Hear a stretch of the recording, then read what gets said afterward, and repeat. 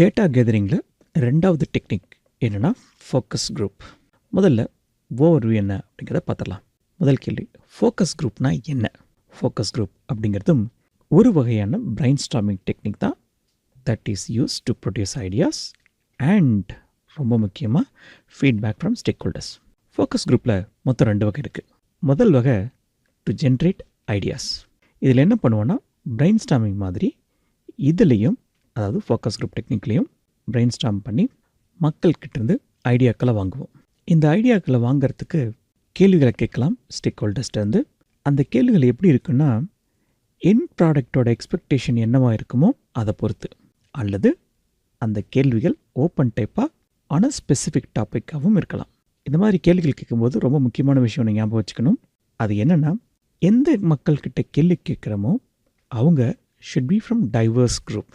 முன்னாடியே பார்த்தது போல் டிசைன் ப்ராப்ளத்துக்கான கேள்வி அப்படிங்கும் பொழுது வெறுமனே டிசைன் ஃபீல்டில் இருக்கிறவங்கிட்டிருந்து மட்டும் அப்படின்னு இல்லாமல் மேனுஃபேக்சரிங், ப்ரொடக்ஷன், அதுபோல் எல்லா குரூப் ஆஃப் மக்கள்கிட்ட இருந்தும் கேள்வி கேட்கணும். அப்படி இல்லைனா என்ன ஆகும்னா ரிசல்ட் ஒரே மாதிரியாக இருக்கிறதுக்கான வாய்ப்பு இருக்குது. இதை இன்னொரு சிம்பிளான எக்ஸாம்பிளில் பார்த்துடலாமே. மார்க்கெட்டில் நம்ம புதுசாக ஒரு பேஸ்ட் இன்ட்ரடியூஸ் பண்ண போகிறோன்னு வச்சுப்போம். அந்த பேஸ்ட் எப்படி இருக்கணும் அப்படிங்கிறதுக்கான ஐடியாஸை நம்ம ஸ்டேக் ஹோல்டர்ஸ், அதாவது எண்ட் யூஸர்லேருந்து கலெக்ட் பண்ணுறதா வச்சுப்போம். இதில் ஒரு எண்ட் யூசர் அப்படிங்கிறவர் டாக்டராக கூட இருக்கலாம்.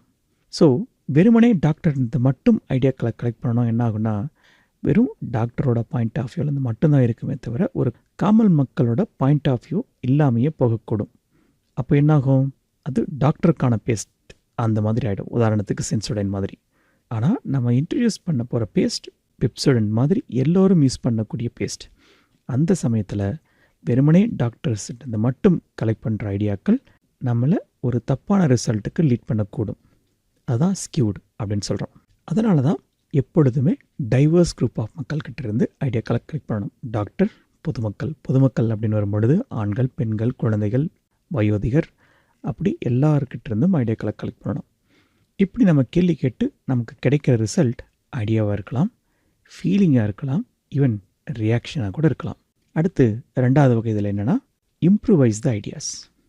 இந்த டைப் ஆஃப் ஃபோக்கஸ் குரூப் அப்படிங்கிறது ஒரு step further to brain storming.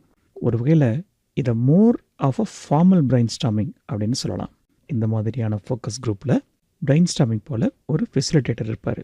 இந்த மாதிரியான ஃபோக்கஸ் குரூப் டெக்னிக்கும் போது you are looking to gather the likely comments or feedback about an idea or the solution.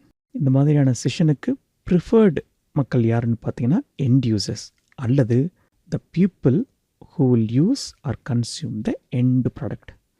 உதாரணத்துக்கு ஒரு சோப் இன்ட்ரடியூஸ் பண்ண போகிறோம் அப்படின்னா சோப்பை யார் யூஸ் பண்ண போகிறாங்களோ அவங்க. இந்த ஃபோக்கஸ் குரூப்போட ரிசல்ட் என்னவா இருக்கும் அப்படின்னா ஆன்சர் அல்லது feedback about the idea that was gathered during the meeting. இப்படி எல்லா ஃபீட்பேக்கையும் கலெக்ட் பண்ணி கம்பைல் பண்ணி ஆர்கனைஸ் பண்ணி பேஸ்ட் ஆன் த தீம் அதை ஸ்பான்சருக்கு ப்ரெசென்ட் பண்ணலாம். ஆல்ரைட், இப்போது focus group with respect to develop project charter என்னங்கிறத பார்க்கலாம். டெவலப் ப்ராஜெக்ட் சார்ட்டர் அப்படிங்கிற இந்த பர்டிகுலர் ப்ராசஸை பொறுத்த வரைக்கும் ஃபோக்கஸ் குரூப் என்ன பண்ணுன்னா, it will bring the ideas from stack holders, subject matter experts. இவங்ககிட்ட இருந்து இந்த ப்ராஜெக்ட் எப்படி இருக்கணும், என்ன மாதிரியான இன்ஃபர்மேஷன் ப்ராஜெக்ட் சார்ட்டருக்குள்ளே போகணும் அப்படிங்கிற இன்ஃபர்மேஷனை ஆட் பண்ண வேண்டியிருக்கும்.